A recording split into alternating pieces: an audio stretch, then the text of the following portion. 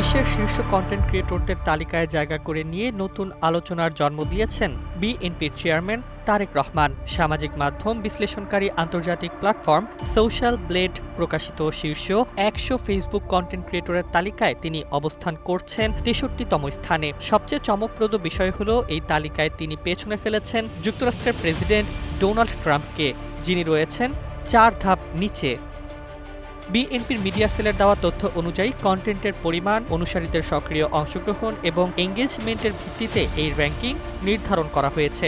Social ব্লেডের পরিসংখ্যান বলছে তারেক রহমানের ভেরিফাইড ফেসবুক পেজে বর্তমানে ৫৫,৭৬,০০০-এর বেশি লাইক রয়েছে।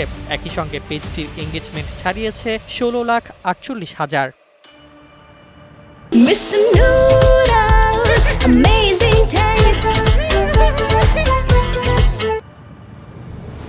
গত ২ সপ্তাহে তার পেজে যুক্ত হয়েছে প্রায় ৪৮,০০০ নতুন লাইক। প্রতিদিন গড়ে বাড়ছে ৩৯,০০০-এর বেশি। এই ধারাবাহিক ও শক্তিশালী পারফরম্যান্সের কারণে সোশ্যাল ব্লেড তারেক রহমানের ফেসবুক পেজকে দিয়েছে সর্বোচ্চ A++ গ্রেড।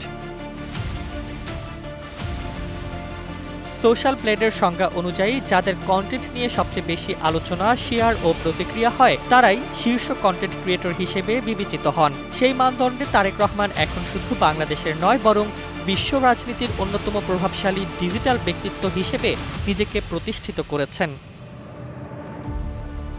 ডেস্ক রিপোর্ট, জয় জয় দিন।